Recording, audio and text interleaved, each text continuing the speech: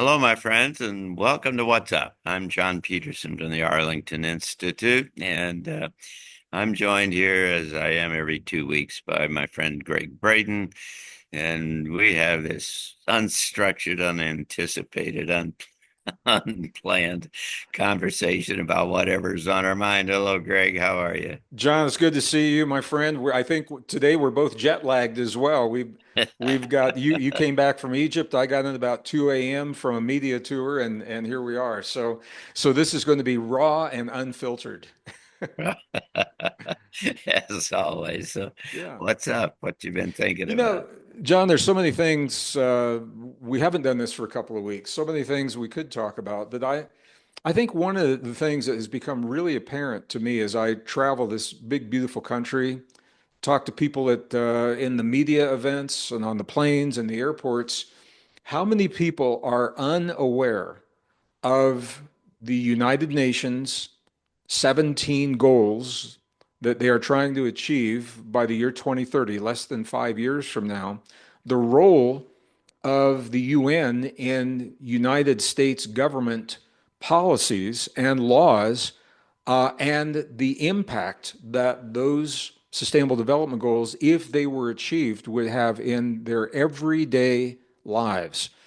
Uh, and that's concerning to me. And I think one of the things that always pops into my mind, John, these are unelected officials that have been given the power in ways that are not always obvious, to determine the direction of policies, how we live our lives on a day-to-day basis. And what's especially concerning is that they have a vision that closely parallels the vision of the World Economic Forum, to the degree that the two organizations are now formally connected. They signed a formal agreement for the synchronicity to support one another in achieving these goals in less than 4 years. The only way to achieve these goals is to remake the world, and for the first time, to remake our bodies, because the stated goals are to merge our physical, our digital, and our biological lives into a massive global database that is AI managed, AI driven. And when we begin to look, I've had this experience. I talk to people and they say, well, I looked up the UN SDG 2030 is what they're called, and they're beautiful goals. You look at them on the website. Who wouldn't want an end to poverty? Who wouldn't want food security? Who wouldn't want global health? Of course, we want those. And then you read the fine print, John, of how they hope to achieve those goals. And this is where it becomes very troubling and very concerning. So that has been on my mind a lot. Now, I don't know if you see it in your circles, or if you guys talk about it much, but it's driving so much of the chaos that we're seeing, not just in the United States, but it's throughout the Western world right now. Well, I don't see it a whole lot, but it seems to come out of. But I've had some friends out of the futures business, as you might imagine, who are really focused on all of that. And these are well-meaning people, of course, but they I don't know if they've just been captured by the headlines, or they haven't taken a chance to read the underlying kind of plans. And it's accelerating. Find a new alternative, a new track, a new way off, an exit ramp, if you will, to this whole Yeah. thing. Well, I agree, John. And once again, we've talked about this, that the technology is just tech.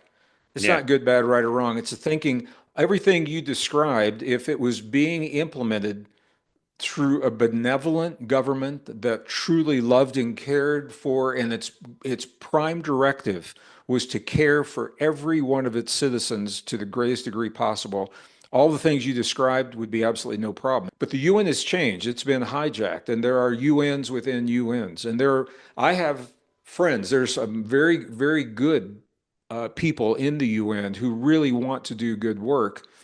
And then there are people in the UN who are using the shift to implement policies that are not good for any of us. They're not our friend. They're absolutely not our friend. But some of my friends believe that the UN is the last, they actually say to me, it's the last great hope for bringing the world together. And that may have been true at one time, but Well, it's not well, true now. I'm here to tell you that there's good people inside the intelligence community and inside the military too.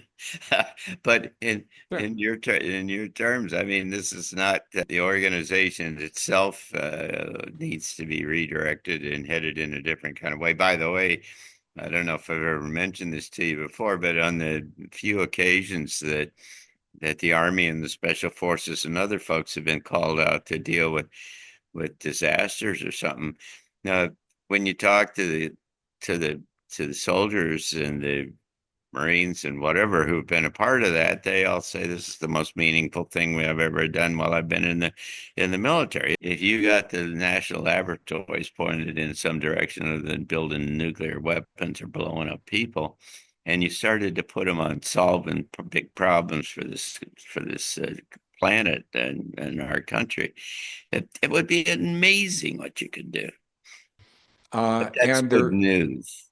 well, and That's what they're doing is they're going after people who are not supporting these goals, right. and they want to quiet those voices so Well, that they can get of their course they do, but they only need to do sure. that because they're not succeeding, Well, what does is raise the whole possibility that the growing possibility that you're going to get this general uprising with this secrets reveal with this increasing information that says enough of this. I mean, that the scenario all hinges on the feeling of people in general feeling betrayed by their government. And the sure. more these kinds of things come to the fore, and they're coming more and more, the more likely that you can see is that they're not going to be successful. And what we need to do is just, as you and I have talked many times, is try to get an alternative. Well, that's the thing, John, and I'm right there with you. The alternative. So, for example, I know we probably have viewers that are not familiar with everything we're saying. So the United Nations works in 15-year cycles for their planning. So they had the Millennium Development Goals, MDG, for 2000, 2015. 2015, they identified the new goals that are now called SDG 2030 for the next 15 years. Those are 17 goals. And once again, I invite people go to the website and check them out. And they're beautiful goals of global health and education and food security and all those things. But then you read the fine print of how they hope to achieve those. So, for example, global health, they're not talking about creating healthy bodies, about taking personal responsibility for health, healthy diet, exercise. Their idea for global health is mass immunizations using mRNA platforms, which we know are problematic for a whole bunch of reasons. That's their thinking. Food security. You would think they would be wanting to support historic, local Yeah. farming communities and things like that. Their idea is corporate farms with GMO, genetically modified everything for insects and for climate, which we all know and the science shows is not good for the human body. Our bodies don't know, our enzymes don't know how to deal with GMO proteins, for example. And these are the kinds of things that they're looking at. The poverty, they're essentially talking about the redistribution of wealth rather than building the wealth from innovation and imagination and creativity. So these are the kinds of ideas that are coming through. We're going to be pressured. We're going to be coerced.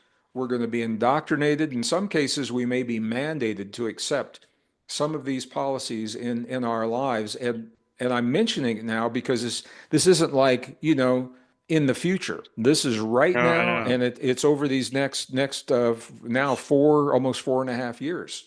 Yeah, So, well, what Yeah, we just got to do is provide an alternative path exactly. and you give people an idea, a reason why they don't need to capitulate and refuse to go down that track. It just says there is another way. There's a light. There is a tunnel, and there's a light at the end of the tunnel going the other way, and that's we just really need to do that. Well, John, I was leading a 4-day event, co-leading a 4-day event during the weekend that you gave that talk because I wanted to see that talk. I'm assuming you had some time for Q&A. So I'm wondering how did your audience respond to what you were saying? What kind of questions, what is it that they shared with you that would help them the most to to shift their perceptions or maybe to begin to think and live differently? Well, I really don't. I, I wish I did, but I really don't remember what the questions were. Uh, there was a I, time in my life where I would have remembered them all, well, but I just thought maybe if they were asking for concrete examples of something, or maybe your presentation gave them those examples and they didn't have to ask the questions. Maybe that. I uh, that would be nice if that were the case. Well, I think it's what you're talking about, building a new world. So many people, their lives are so full and appear so complex. They do not have the luxury of sitting around thinking about these Well, things and ha sure, and that's having kind of these. what our So, job is. I mean, w- or well, what, yeah. or, So I think if the more concrete, if we don't have to go through all the explanations necessarily, but we can say, Here it is, boom, here's the options." well, and we've talked about that. I mean, and you know about our transition net project Sure. to say that there's a set of organizing principles, ideas and values and assumptions and uh, that we need to bring together. And once you kind of get that core thing, then that kind of illuminates and colors everything else downstream. So then if you could systematically start to talk about the future of energy or transportation or education or whatever the different sectors would be, and that make sure that the initiatives and the responses were all compatible with the core set of ideas, you could at least get to the place. I mean, you don't want to drive this thing into the ground with granularity so that you try to replicate the whole world. But if you could get it down to a level to where you had the basic kind of architecture, the framework of that, then you leave it up to the creativity of all. I've had one question, what that I've heard lately was, well, how in the world do you build one of these? Well, I don't care. You don't have to, because if I can get a million people who are all thinking, well, there's a framework and this could work, then they'll all go out and they will start to do that, compounded by the fact that you get all this entrainment with all of these people who are all thinking about the same thing, going in the same direction. I Hmm. mean, it's relatively simple in terms of concept about what needs to be done, and we just need to get out there and start to make it happen. And uh, so I'm looking for partners and resources and other kind of things to help fund this thing and build the technological kind of platform for it all. And um, I mean, it's an extraordinary opportunity. Now is the time because this is what makes this such a fertile time to do this because everything's up for grabs. Yeah, It's like yeah, yeah, when yeah. everything's all buttoned up and locked down nice and neat, it's really hard to to gain acceptance for a new idea. When everything is up for grabs, that is the perfect time to It's an introduce new ideas. extraordinary time because Yeah. all of the system is not solidified, though. The rules, the plans, everything are not in place. It is the most fertile time for the redeveloping and constructing something new. It's just amazing. And that's the nature of some of an evolutionary jump, if you will, which you easily argue that we're in the middle of. It's not just a variation of the past. It's a new world. This platform that we want to develop is can be accelerated and built on far faster and a lot cheaper than it would have been able to do before the advent of the kind of in the marketplace, at least of AI. There's really amazing kind of opportunities for people who have the resources and inclination and the vision and for where we're going. This is an amazing, extraordinary time. Well, it is, John. I'm going to be at Arlington Institute in just a couple of months, and we're going to talk about this while we're out there. So, Absolutely. And we're looking forward to doing that at yeah. Transition Talks. And so for those of you who are viewing, we can take a look over at arlingtoninstitute.org and at the Transition Talks kind of area, and you'll see that Greg will be with us on the 31st of May, right? I That's right. think, Yep.